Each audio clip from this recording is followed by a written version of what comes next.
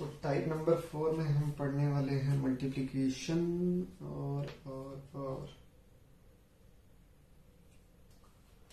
देखो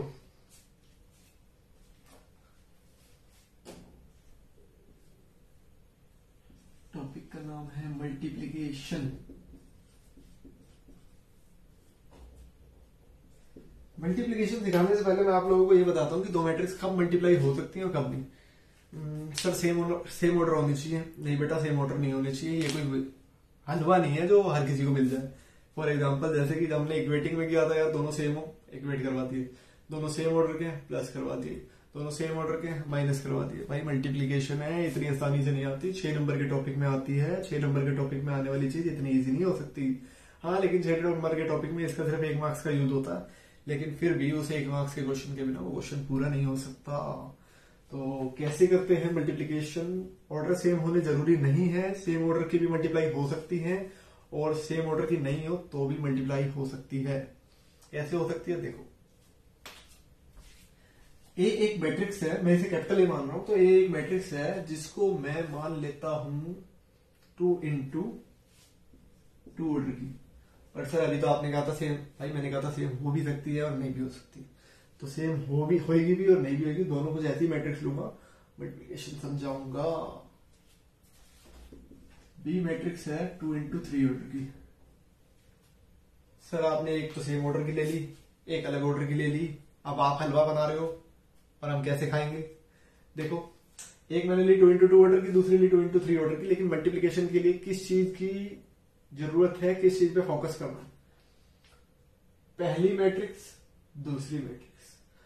पहली मैट्रिक्स का सेकंड, पहली मैट्रिक्स का सेकंड वाला ऑर्डर जो कॉलम का ऑर्डर होता है। पहली मैट्रिक्स का कॉलम का ऑर्डर और दूसरी मैट्रिक्स का रो का ऑर्डर। मैंने बोला था रो इनटू कॉलम चलते हैं, पहले हमेशा रो आता है बाद में कॉलम आता है। पहली मैट्रिक्स का कॉलम का ऑर्डर, दूसरी मैट्रिक्स का रो ऑर्डर। सर समझ नहीं आया? भाई समझ नहीं आया तो कोई बात नहीं, दूसरा तरीका भी है अपने पास। सिंपल था, फंडा है। पहली मैट्रिक्स 2 into 2 ऑर्डर की है, दूसरी मैट्रिक्स 2 into 3 ऑर्डर की। तुझे समझ नहीं आ रहा कोई बात नहीं, तू एक काम कर, बीच वालों को बम लगा के उड़ा दे। इस 2 को उड़ा दे और इस 2 को उड़ा दे, बीच के दोनों उड़ा दे। बार बार के जो कोने पे खड़े हुए थे बच गए, सेफ थे, वो आंसर आ जाएगा। ये भी आ गया 2 into 3 ऑर्डर। इजी है ना, कोई दिक्कत नहीं भाई, बहुत आसान है। बस फंडे क्लियर होने चाहिए। बीच वालों को बम लगा के उड़ा दो। देखो अगला वाला, दूसरी मैट्रिक्स लेते हैं। अब की बार मान लेते हैं ए। फिर से दूसरा एग्जांपल है, नेक्स्ट एग्जांपल। मल्टीप्लिकेशन सिखाऊंगा अभी थोड़ी देर में। पहले ऑर्डर को समझा रहा हूं कि कब मल्टीप्लाई होता है कब नहीं होता, उस पर फोकस कर लो। ए है 1 into 3 ऑर्डर और बी है 3 into 2 ऑर्डर।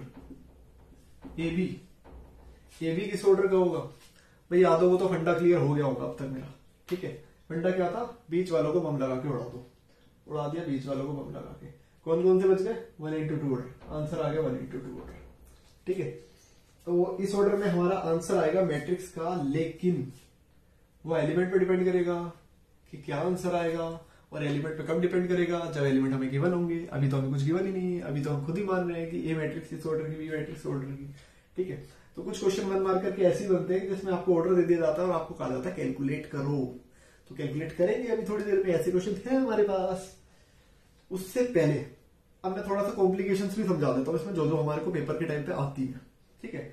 अभी तक तो आपको ए दिया हुआ था, बी दिया हुआ था, आपने ए भी निकालना था। लेकिन अब क्या होगा भाई? ए होगा, बी नहीं होगा। ये क्या है सर? ए है, बी नहीं है, तो हम ए बी कैसे निकालेंगे? भाई अब की बार ए बी होगा। ए है, बी नहीं है, लेकिन ए बी है। मतलब बी के बिना ए बी आ गया। भाई क्वेश्चन दे रहा है, हमें भी निकालना है यार। देखो, ए है 3 into 2 ऑर्डर, ठीक है। बी नहीं पता। ए बी दिया है क्वेश्चन में, क्या दिया है? क्वेश्चन कह रहा है ए बी है 3 into 3 ऑर्डर। तो फिर बी का ऑर्डर कैसे पता लगेगा? भाई फंडा वही वाला है, बम लगा के उड़ाने वाला। लेकिन सर बम लगा के उड़ाए कैसे? अब की बार तो बी के एलिमेंट ही नहीं है। तो बम लगा के उड़ाते तो है ना, ये तो कंफर्म है ना, उड़ाते तो है बम लगा के। तो भाई इसका मतलब बम लगा के उड़ेगा तभी तो आंसर आएगा। और बम लगा के उड़ेगा कैसे, यहाँ 2 था तो इसका मतलब यहाँ भी 2 ही होगा। कैसे, 3 into 2 ऑर्डर था, बम लगा के उड़ाएंगे तभी तो आंसर आएगा। यहाँ 2 था, यहाँ हमने 2 लिख दिया, बम से उड़ गया, बचा हुआ आंसर आ गया। आंसर क्या आया, 3 into 3। ये 3 कहां से था, ये 3 ये वाला था, तो ये 3 कौन सा होगा, तो ये 3 फिर ये वाला होगा। यही तो होता है बाकी के बचे हुए। तो बचा हुआ यहाँ पे क्या होना चाहिए, जो यहाँ पे लिखा है वही बचा हुआ होना चाहिए। ठीक है, फंडा क्लियर हो गया होगा सबको। तो एक और कर लेते हैं, उसके बाद फिर हम अपने एक्चुअल क्वेश्चंस पे आ जाते हैं इन सबको छोड़ के। ए अब की बार ए को गायब कर देते हैं, और बी है हमारे पास 2 into 1 ऑर्डर, और ए बी है हमारे पास 3 into 1 ऑर्डर। तो भाई फंडा वही है, मिडल वाले बम लगा के उड़ते हैं और मिडल वाले बम लगा के कब उड़ते हैं, जब मिडल वाले सेम होते हैं। इसलिए जो 2 यहाँ पे था उसको मैंने यहाँ लिख दिया और ये दोनों कट गए, और ये आंसर आ गया। जो ये 1 आया ये लास्ट का यहां से आया, और ये 3 कहां से आया होगा, ये यहां से आया होगा। तो ये मैं यहाँ पे लिख देता हूँ 3। तो ए बी की मल्टीप्लीकेशन इस तरीके से बनती है 3 into 1 ऑर्डर की। तो अभी मैं अपने एग्जांपल्स को कुछ और कैरी ऑन कर रहा हूँ, आगे कंटिन्यू कर रहा हूँ, क्योंकि मैं आपको इसी के अंदर मल्टीप्लीकेशन भी सिखा देता हूँ। और उसके बाद पूरी यूनिट 4th यूनिट चल रही है हमारी, तो इसके मैक्सिमम क्वेश्चन खत्म हो जाएंगे, 2-3 बचेंगे जो अलग से होंगे डिफरेंट क्वेश्चन, वो करवा दूंगा। ठीक है, तो ए बी की मल्टीप्लाई देखो कैसे करते हैं।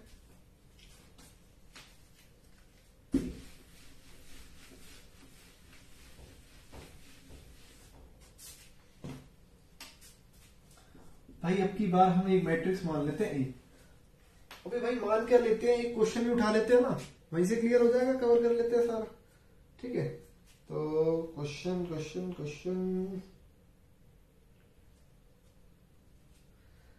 नंबर 33, टाइप 4 का क्वेश्चन नंबर 33 कवर कर लेते हैं।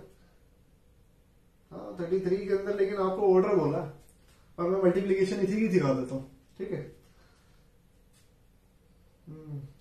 इसका आंसर नहीं मिलेगा, लेकिन आंसर मैं आज सोल्व कर रहा हूं उससे मैच हो जाना चाहिए आपका, आप इसको दोबारा करके देख लेना। ठीक है, तो 33 के अंदर ए दिया हुआ है 214, ये मैंने लिख दिया 33 क्वेश्चन, और 415, और बी दिया हुआ है, बी अब की बार सेम ऑर्डर का नहीं है, बी है 3 - 1 2 2 1 3। ठीक है, और भाई आपको निकालना है, क्वेश्चन कह रहा है ए बी का भी ऑर्डर और बी ए का भी ऑर्डर। ठीक है, तो पहले तो देखते हैं क्या मल्टीप्लीकेशन पॉसिबल है। अगर मल्टीप्लीकेशन पॉसिबल है तो निकालेंगे, वरना नहीं निकालेंगे। क्वेश्चन ने तो ऑर्डर ही पूछा है, हम आगे भी सोल्व करेंगे अगर पॉसिबल होगा तो। ठीक है, तो ए किस ऑर्डर का है, ए है 2 into 3 ऑर्डर का, 2 रो और 3 कॉलम। और बी किस ऑर्डर का है, 3 रो और 2 कॉलम, 1 2 3 रो 2 कॉलम। ठीक है, तो क्या ए बी की मल्टीप्लिकेशन पॉसिबल है। देखो जी, ए था 2 into 3 ऑर्डर का, बी है 3 into 2 ऑर्डर का, तो ए बी किस ऑर्डर का होगा, बम लगा के मिडल वाले उड़ाए और बचा हुआ आंसर बच गया 2 into 2 ऑर्डर, ये आंसर आ गया। तो मतलब ए बी की मल्टीप्लिकेशन तो पॉसिबल है। ठीक है, तो पहले ए बी की कर लेते हैं, बी ए की फिर चेक कर लेंगे। ठीक है, ए बी की स्टार्ट करते हैं। अब भाई ये मल्टीप्लाई वाला पॉसिबल मैटर थोड़ा सा समझना, थोड़ा ला टफ है, मतलब ज्यादा नहीं, एक बार माइंड में सेट हो गया तो फिर तो दिक्कत ही नहीं। 2 1 4 4 1 5 और इसकी थी मैट्रिक्स 3 -1 2 2 1 3। तो पहले ना इन दोनों को साथ में रख लेना, ताकि इससे गलती के चांसेस बहुत ज्यादा कम हो जाते हैं अगर आप इन दोनों को इकट्ठे एक साथ रख लोगे। मैंने लिख दिया A B equal to A B. अब मैं इसको मल्टीप्लाई करने वाला हूँ। ठीक है, तो मल्टीप्लाई का मैंने आपको बताया था, ये 2 into 3 ऑर्डर का था और ये 3 into 2 ऑर्डर का था। अभी हमने बोला कि 3 से 3 कट जाएगा, जो हमारा आंसर आएगा वो आएगा 2 into 2 ऑर्डर में। मतलब एक ऐसा आंसर आने वाला है जिसकी 2 रो और 2 कॉलम होंगी, स्क्वायर मैट्रिक्स 2 into 2 ऑर्डर। लेकिन मल्टीप्लाई कैसे करना है वो ध्यान देना भाई। हम काम शुरू करेंगे कुछ ऐसे है कि पहली रो को मैंने अंडरलाइन कर लिया, पहली रो को मल्टीप्लाई करना है हमने पहले कॉलम से। पहली रो को पहले कॉलम से कैसे मल्टीप्लाई करेंगे, ये वाली पहली रो और ये वाला पहला कॉलम कैसे मल्टीप्लाई करेगा, पहला एलिमेंट पहले से, दूसरा दूसरे से, तीसरा तीसरे से। ठीक है, मतलब हर बार ऐसा नहीं होगा पहला पहले से दूसरा दूसरे से, मल्टीप्लाई तो इसी सीक्वेंस में चलेगा, पहला पहले से, दूसरा दूसरे से, अगर तीसरा नहीं है तो नहीं करेंगे। ठीक है, जितने होंगे उतने क्लियर करेंगे। और वैसे भी ध्यान रखना, अगर इसकी रो में 3 एलिमेंट हैं तो इसके कॉलम में भी 3 एलिमेंट होंगे ही होंगे। ठीक है, सेम ही मिलेंगे, इसकी रो में और इसके कॉलम में सेम एलिमेंट मिलेंगे। अगर यहाँ पे 2 हुए तो यहाँ पे भी 2 ही होंगे। देखो मल्टीप्लाई करते हैं, पहला एलिमेंट पहले से 2 हुआ, मल्टीप्लाई 3 से 6। कैसे? पहला एलिमेंट पहले से, दूसरा एलिमेंट दूसरे से 1 इंटू 2, लेकिन ये इसके साथ प्लस में लिखेंगे मल्टीप्लाई करके, 1 इंटू 2, दूसरा दूसरे से, तीसरा तीसरे से, तीसरा तीसरे से, 4 हुआ 1 से, तो 4 1 जा 4। तो अभी ये पहली रो और पहले कॉलम की हेल्प से सिर्फ A11 तैयार हुआ है। कैसे? पहली रो पहला कॉलम दोनों को मिला के तैयार हुआ A11। ठीक है, A11 मतलब सिर्फ पहला एलिमेंट। अब दूसरे एलिमेंट की बात करते हैं, दूसरा एलिमेंट कैसे तैयार होगा?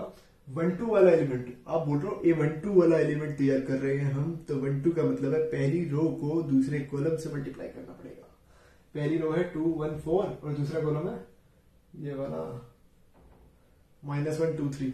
ठीक है, तो मल्टीप्लाई करते हैं, पहला एलिमेंट पहले से, फिर से पहला एलिमेंट पहले से, 2 मल्टीप्लाई -1 से -2, 1 मल्टीप्लाई 2 से +2, 4 मल्टीप्लाई 3 से 12, 4 3 से 12।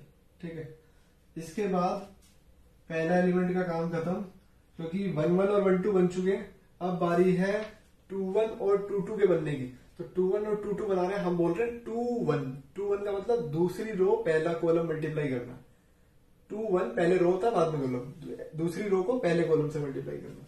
तो दूसरी रो के लिए मैं पहली रो को हटा देता हूं अंडरलाइन, ताकि कंफ्यूजन ना हो। ठीक है, अब इसकी बारी है, दूसरी रो पहला कॉलम, 4 को मल्टीप्लाई करेंगे 4 3 12, 1 को मल्टीप्लाई 2 से करेंगे 2, और 5 को करेंगे 1 से 5, 4 को मल्टीप्लाई -1 से करेंगे -4, 1 को करेंगे 2 से, और 5 को करेंगे 3 से 15। ये और फाइनल आंसर आएगा कैसे? मैंने दूसरी रो को पहले कॉलम से कर दिया, दूसरी रो को दूसरे कॉलम से कर दिया, उसके बाद सेम दूसरी रो को दूसरे कॉलम से कैसे किया? पहला एलिमेंट पहले से, 4 -1 से, 1 2 से, और 5 3 से 15। ऐसे ही मैंने दूसरी रो को पहले कॉलम से किया था, तो याद था 4 3 12, 1 को 2 से और 5 को 1 से। ठीक है, और अब ये आंसर आएगा 6 और 4 10 और 2 12, -2 से +2 कैंसिल, ये 12, 12 और 2 14 और 5 19, और 15 और 2 17 -4 13। ये आ गया फाइनल आंसर। ठीक है, मैं एक बार फिर से समझा रहा हूं, ध्यान देना सारे। पहली रो को पहले कॉलम से, पहली रो को दूसरे कॉलम से, क्योंकि 1 1 और 1 2 बनाने हैं और दोनों में पहले 1 1 आता है, तो पहली रो पहला कॉलम, पहली रो दूसरा कॉलम। पहली रो को पहले कॉलम से किया तो 2 हुआ, 3 से 6, पहला एलिमेंट पहले से, दूसरा दूसरे से, तीसरा तीसरे से, 2 3 से 6, 1 2 से 2, और 4 1 से 4।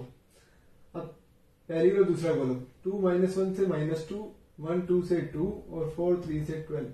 ठीक है, इस तरीके से। ऐसे ही अब 2 1 और 2 2 बनाना है, तो दूसरी रो को पहले कॉलम से, दूसरी रो को दूसरे कॉलम से, पहला एलिमेंट पहले से, दूसरा दूसरे से, तीसरा तीसरे से, 4 3 12, 1 2 2, 5 1 5, 4 को -1 से -4, 1 को 2 से 2, और 5 को 3 से 15। कैलकुलेट करके ऐड करके लिख दिया, आंसर आ गया। ठीक है, तो इसके साथ साथ हमारे कौन कौन से क्वेश्चन कवर होंगे? देखो, क्वेश्चन नंबर 33, 34, 35, 36, 37, 38, 39, 40, 41, 42, 43, 44, 45, 46 और 47 तक सारे कवर हो जाएंगे। 47 तक। फिर भी कुछ क्वेश्चन जो है लग रहा है डिफरेंट है, वो मैं करवा देता हूं, जो अटकते हैं क्वेश्चन। जैसे क्वेश्चन नंबर 33 और 35। 33 मैंने आपको बता ही दिया है, 35 मैं करवा देता हूं एक क्वेश्चन।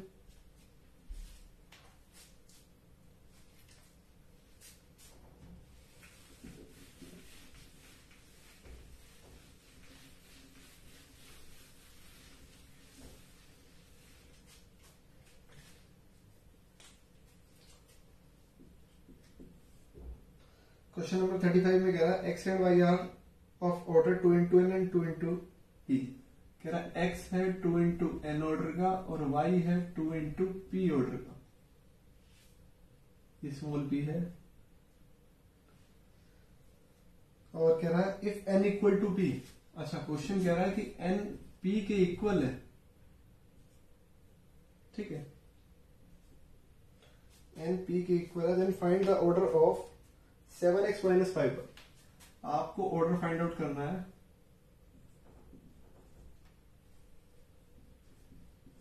7x minus 5। भाई पहले ऑर्डर कैलकुलेट करते टाइम इस बात का ध्यान रखना है आपको कि 7 और 5 का क्वेश्चन पे कोई फर्क नहीं पड़ने वाला, ठीक है। जो भी क्वेश्चन होने वाला वो x और y के ऑर्डर से होने वाला। अब ये ऑर्डर का क्या फंडा है, देखो x और y मल्टीप्लाई तो हुए नहीं है यहाँ पे, तो मेरे हिसाब से मल्टीप्लाई का ऑर्डर तो बना ही नहीं, इसमें बस कंफ्यूज करने के लिए दिया भाई आपको। तो x का ऑर्डर 2 into n है और y का ऑर्डर 2 into p है, और कह रहा है n इक्वल टू p है, तो भाई दोनों जगह 2 into n लिख लेते हैं, और यहाँ पे भी y के साथ भी 2 into p की जगह मैं n ही लिख रहा हूँ, ठीक है। तो इसका ऑर्डर जो है वो हुआ 3 ऑर्डर रहेगा, क्योंकि मैंने बोला प्लस माइनस कैलकुलेट करते टाइम सेम ऑर्डर होना कंपलसरी है और आंसर भी सेम ऑर्डर में ही आता। तो भाई फाइनल आंसर आएगा इसका 2 into n, ये फाइनल आंसर हो जाएगा इसका, ठीक है। क्वेश्चन में हमसे ऑर्डर ही पूछा था। तो अब आगे क्वेश्चन नंबर बाकी सारे आपसे हो जाएंगे, मैं आगे बढ़ रहा हूं। क्वेश्चन नंबर 35 के बाद 44 देखते हैं। 44 क्वेश्चन ABCD की फॉर्म में मैं करवा देता हूं, देखो अब की बार इसके एलिमेंट जो रखे गए हैं वो ABCD की फॉर्म में रखे गए हैं।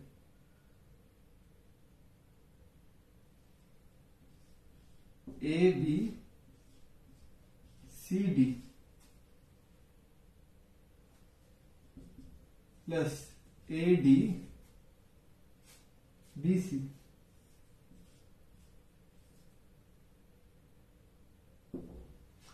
इसको कैलकुलेट करना है। इसको कैलकुलेट करने के लिए पहले आपको दोनों मैट्रिक्स को मल्टीप्लाई करना पड़ेगा, इन दोनों को और इन दोनों को।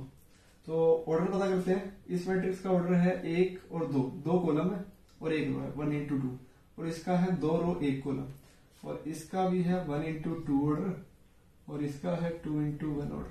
तो भाई मल्टीप्लीकेशन तो पॉसिबल है, क्योंकि बम लगा के मिडल वाले उड़ा सकते हैं और बाकी बचा हुआ आंसर आ जाएगा। अब आंसर क्या आएगा ध्यान दो, A मल्टीप्लाई C से होगा, पहला पहले से और दूसरा दूसरे से, प्लस लगा के BD ये आ गया, और प्लस लगाया तो यहां हो गया ये AB और ये हो गया DC, ठीक है।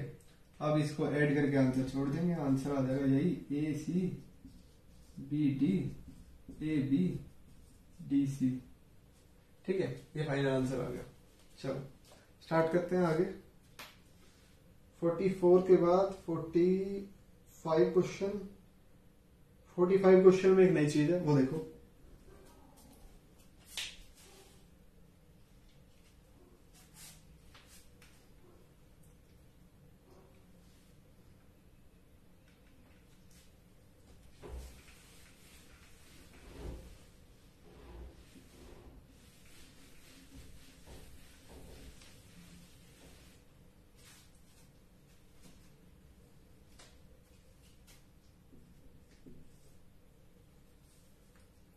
फोर्टी 45 क्वेश्चन ए दिया हुआ है 2 3 1 2 और एफ एक्स दिया हुआ है। अब की बार क्वेश्चन में एक्स स्क्वायर -4x +1, और क्वेश्चन कह रहा फाइंड करना है आपको एफ ए, ये फाइंड करना है। तो पहले तो दोस्तों एक बात बता दूं आपको, कभी भी मैट्रिक्स के अंदर कोई भी सिंगल डिजिट, मतलब कोई भी न्यूमेरिकल वैल्यू बिना किसी मैट्रिक्स के नहीं आ सकती। जैसे कि यहाँ पे आया 1 नहीं आ सकता, तो आपको क्या करना पड़ेगा, 1 के साथ लगाना पड़ेगा आई, खुद एक आई लगा दो, और आई होता है आइडेंटिटी मैट्रिक्स। मैंने बताया था आपको, आई आइडेंटिटी मैट्रिक्स ये एक ऐसी मैट्रिक्स होती है जो सबकी हेल्प करती है। अगर कोई न्यूमेरिकल वैल्यू ऐसी होती है जो सिंगल रह जाती है तो उसके साथ हम आई लगा सकते हैं, ठीक है। तो इसलिए हमने मैट्रिक्स बना दिया आई लगा के, और क्वेश्चन में हमें कहा है एफ ए फाइंड आउट करना है, लेकिन ये तो हमें एफ एक्स दिया हुआ है, और एक्स तो एक अल्फाबेट है स्मॉल वाला, स्मॉल वाले तो कभी मैट्रिक्स होते नहीं है। तो लेकिन देखिए क्वेश्चन में हमें क्या बोला, फाइंड एफ ए। हमें कैपिटल ए फाइंड आउट करना है और कैपिटल ए एक मैट्रिक्स है। तो मैं पुट करने वाला हूं एक्स की जगह पे पहले ए और फिर मैं एफ ए फाइंड आउट करूंगा।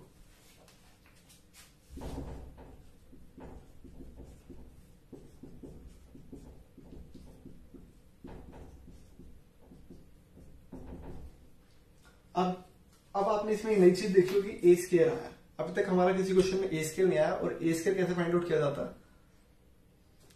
जब कभी ऐसा नहीं है कि मैं ए का स्केयर कर दूंगा, ए यहां पे मुझे दिया मैं 2 3 1 2, अगर आपने ए का स्केयर कर दिया डायरेक्ट, भाई ये 2 का स्केयर 4 हो गया, 3 का 9 हो गया, 1 का 1 हो गया, 2 का 4 हो गया, भाई ये बिल्कुल गलत है, ध्यान रखना। अगर ऐसे करोगे ना तो टीचर पूरा ही काट देगा क्वेश्चन।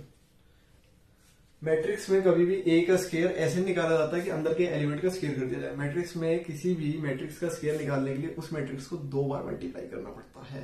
2 बार मल्टीप्लाई कैसे करते हैं, ध्यान दो।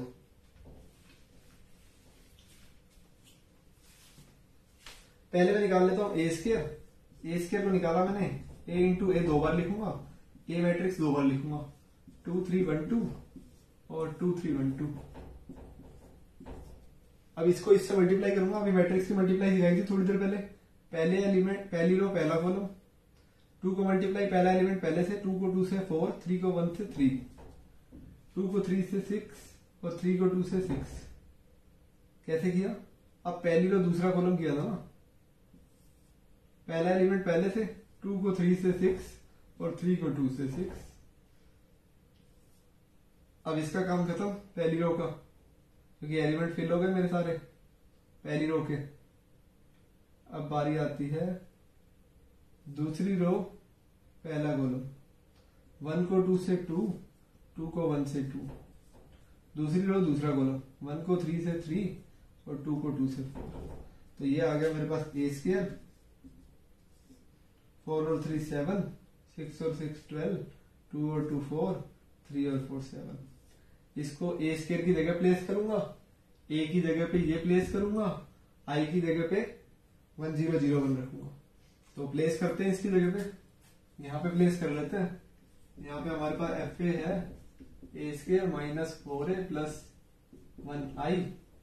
ए स्केयर की जगह पे रख लेते हैं 7 12 4 7 और ए की जगह पे रखते हैं 2 3 1 2 और आई की जगह पे रखते हैं, थोड़ा सा मैनेज कर लो,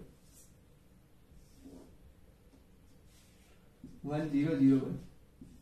ठीक है, इसको कैलकुलेट करना स्टार्ट करते हैं। कैलकुलेट करने से पहले 4 को अंदर मल्टीप्लाई कर लेते हैं, 7 12 4 7 और 4 को अंदर मल्टीप्लाई किया तो 4 2 8, 4 3 12, 4 1 4, 4 2 8 और प्लस में है 1 0 0 1। ये हो गया 7 minus 8 minus 1, 12 minus 12 0, 4 minus 4 0, 7 minus 8 minus 1 और plus 1 0 0 1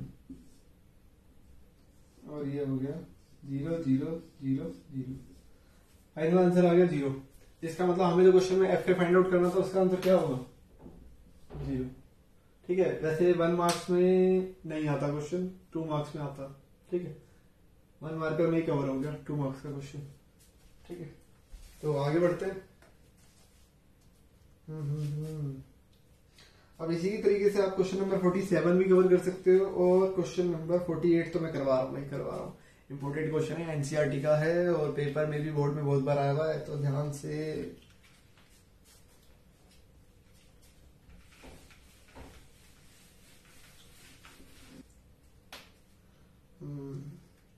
question number 48।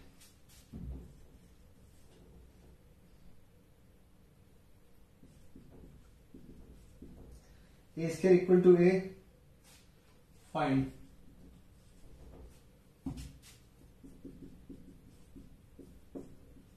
I plus A का क्यूब माइनस 3a। ये क्यूब की जगह स्क्वायर है,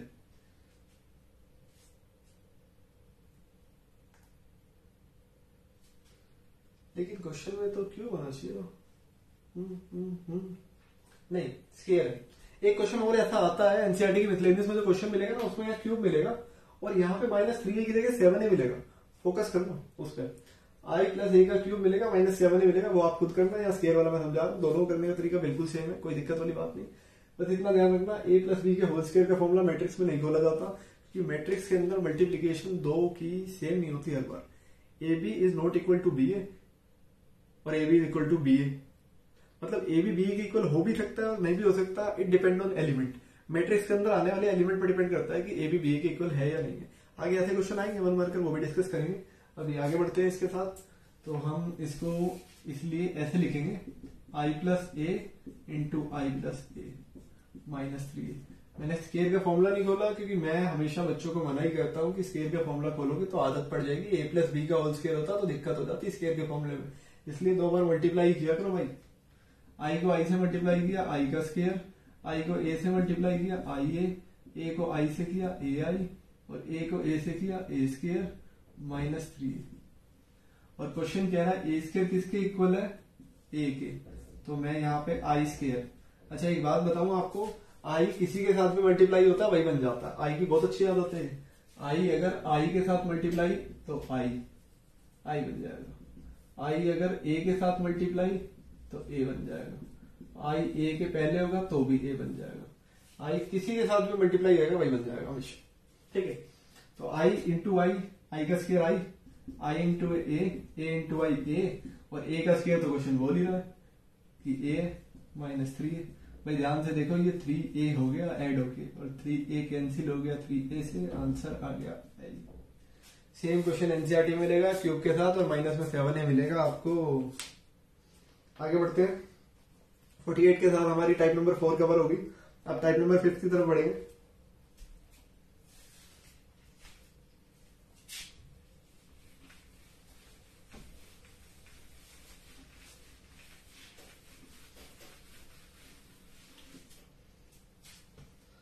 टाइप नंबर 5 के अंदर हम पढ़ने वाले हैं यूनिक क्वेश्चंस। यूनिक क्वेश्चंस मतलब कुछ ऐसे क्वेश्चंस जो किसी टाइप को बिलोंग नहीं करते, डिफरेंट क्वेश्चन है, इसलिए मैंने इनको अलग से रखा। पहला क्वेश्चन नंबर 49। 5 क्वेश्चन है भाई, 5 ही करवाने पड़ेंगे मेरे को।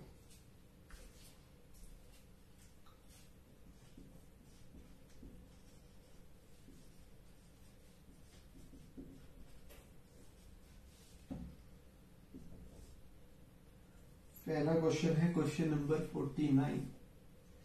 49 क्वेश्चन कह रहा है, find the number of all possible matrix having order 3x3 will each entry either 0 और 1। आपको 3x3 ऑर्डर की मैट्रिक्स बनानी है, लेकिन 2 ही एलिमेंट का यूज करना है। कौन कौन से? एक तो 0 और दूसरा 1।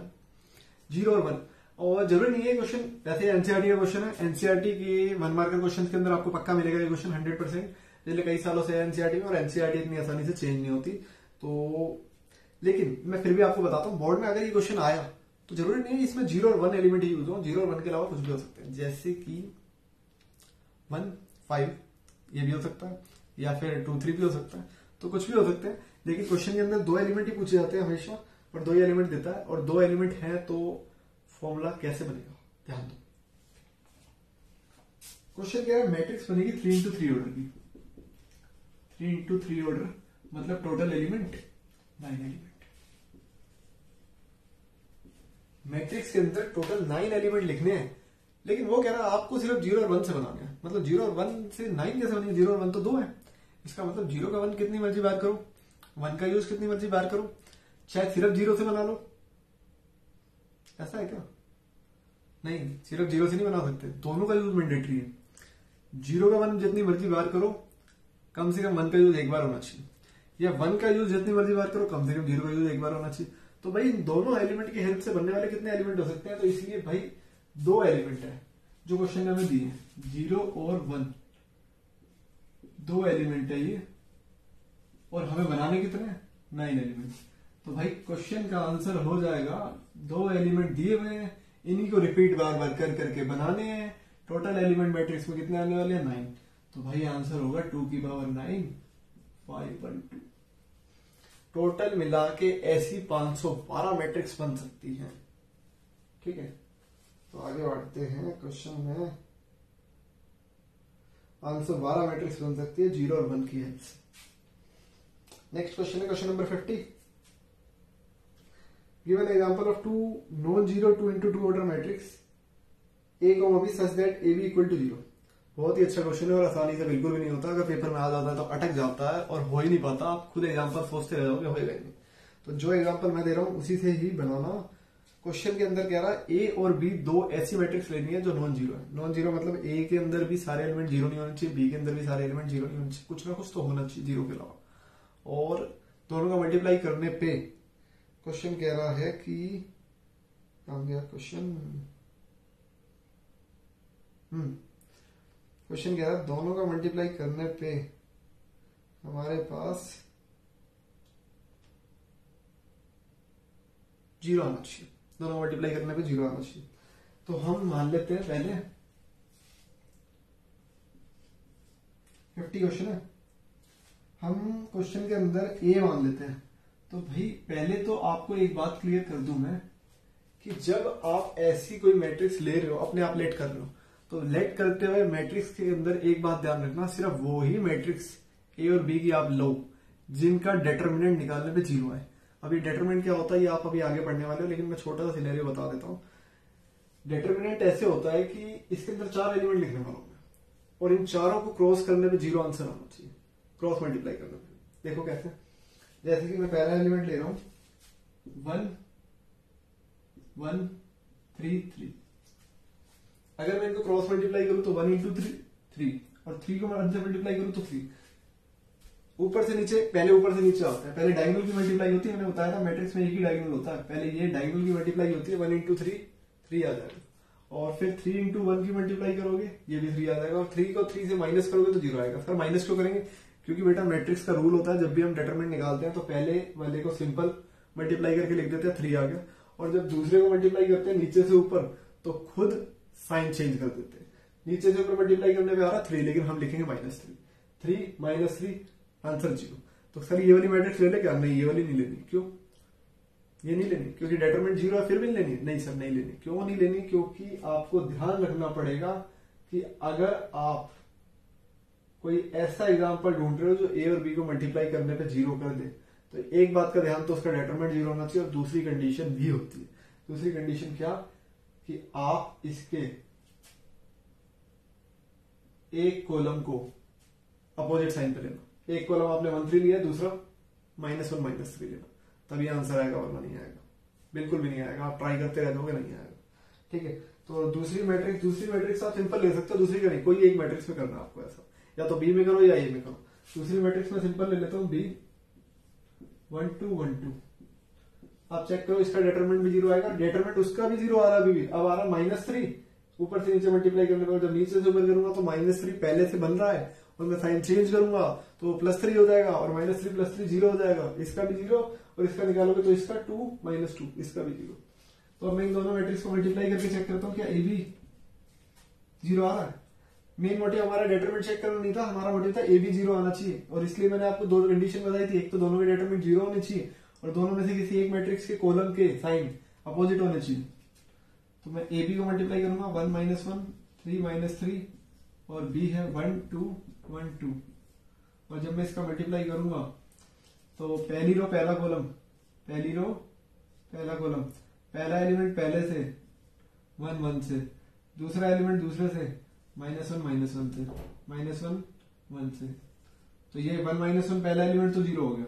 अब पहली रो को दूसरे कॉलम से करूंगा, पहला एलिमेंट पहले से करूंगा 1 into 2 2, दूसरा एलिमेंट दूसरे से करूंगा -2। अब पहली रो का काम खत्म। अब बारी दूसरी रो की। 3 को, पहली रो को, पहले एलिमेंट को पहले से करूंगा 3 into 1 3, -3 को 1 से करूंगा -3, ये भी 0 हो गया।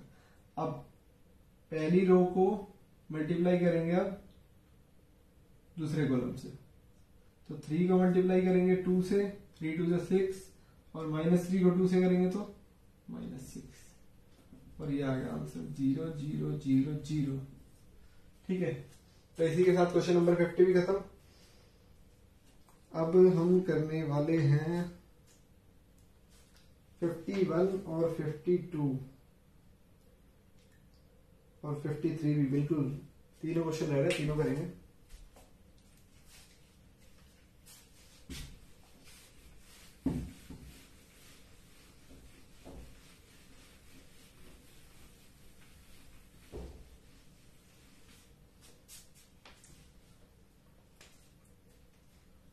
क्वेश्चन नंबर 51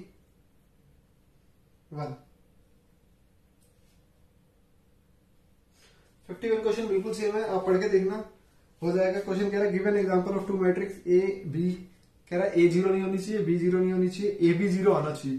भाई सेम एग्जांपल है, बिल्कुल यही का यही टेक दो, बिल्कुल यही का यही चिपका दो। और दूसरा वो कह रहा है and B is not equal to zero, और जब आप इसमें बी ए को मल्टीप्लाई करके देखोगे तो वो भी जीरो नहीं आ रहा हो, नहीं आएगा, पक्का नहीं आएगा भाई, चेक करना। अगर ए भी जीरो बना तो बी ए जीरो नहीं बनेगा। 52 क्वेश्चन है, I is an identity matrix of 3 into 3 order, find I4। कह रहा I एक आइडेंटिटी मैट्रिक्स है 3 into 3 ऑर्डर की, तो 3 into 3 ऑर्डर की मैट्रिक्स क्या होती है 1 0 0 0 1 0 0 0 1। लेकिन इससे फर्क नहीं पड़ता, चाहे 2 into 2 ऑर्डर की या 3 into 3 ऑर्डर की, क्वेश्चन को फर्क ही नहीं पड़ता। क्यों नहीं पड़ता, देखो क्वेश्चन कह रहा फाइंड करना I4। I4 मतलब I की पावर 4, I की पावर 4 का मतलब I को मल्टीप्लाई करना है 4 बार। और मैंने बोला I एक ऐसी मैट्रिक्स है जो किसी से भी मल्टीप्लाई होती है वही बन जाती है। I से मल्टीप्लाई हो जाएगा I बन जाएगा, I से मल्टीप्लाई हो जाएगा I बन जाएगा, और I से मल्टीप्लाई हो गया I। मतलब I कितनी बार भी मल्टीप्लाई हो, 4 बार, 5 बार, 10 बार, 20 बार, 100 बार, आंसर हमेशा I। ठीक है, तो 52 भी हो गया। 52 के बाद क्वेश्चन नंबर 53 क्वेश्चन, बिल्कुल 53 क्वेश्चन बोल रहा है what is the difference between symmetric and skew symmetric matrix. आपको डिफरेंस बताना सिमेट्रिक और स्क्यू सिमेट्रिक मैट्रिक्स में। तो सिमेट्रिक और स्क्यू सिमेट्रिक मैट्रिक्स अगले वाले टाइप नंबर 6 का पार्ट है, लेकिन थोड़ा सा बता देता हूं, उसमें तो करेंगे, रिवाइज हो जाएगा एक बार, कोई बात नहीं। सिमेट्रिक मैट्रिक्स क्या होता है, सिमेट्रिक मैट्रिक्स की कंडीशन होती है कि अगर किसी मैट्रिक्स का ट्रांसपोज किया जाए तो ये मैट्रिक्स ढीठ है, इसका कुछ नहीं होता। अगर इसका ट्रांसपोज कर दिया जाए तो ये यही की यही मैट्रिक्स बन जाती है। अब सर ये ट्रांसपोज क्या होता है, ये ट्रांसपोज आप अगले क्वेश्चन के अंदर पढ़ने वाले, टेंशन मत लो, बस इतना समझ लो, किसी मैट्रिक्स का ट्रांसपोज वही हो जाता है, वही की वही सेम मैट्रिक्स बन जाती है, तो सिमेट्रिक है। और ट्रांसपोज का साइन क्या होता है वो भी अभी आपको बताने वाला हूं। एक साइन तो ये होता है ट्रांसपोज का, और एक होता है टी बना लो, टी भी ट्रांसपोज का ही साइन होता है। और दूसरी स्क्यू सिमेट्रिक मैट्रिक्स क्या होती है,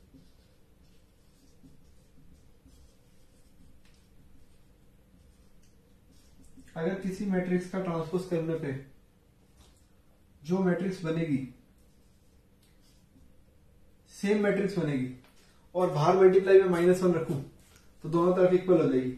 मतलब कोई एक ऐसी मैट्रिक्स जिसका ट्रांसपोज करने के बाद आने वाला आंसर मल्टीप्लाई -1 आपस में इक्वल होंगे, तो स्क्यू सिमेट्रिक मैट्रिक्स होगी। मतलब A ट्रांसपोज इक्वल टू अगर नेगेटिव A बन गया, नेगेटिव A, ठीक है, तो वो स्क्यू सिमेट्रिक मैट्रिक्स होगी। ठीक है, अभी आगे अच्छे से एक्सप्लेन हो जाएगा, नेक्स्ट टाइप में टाइप नंबर 6 शुरू करने वाले हैं अब हम।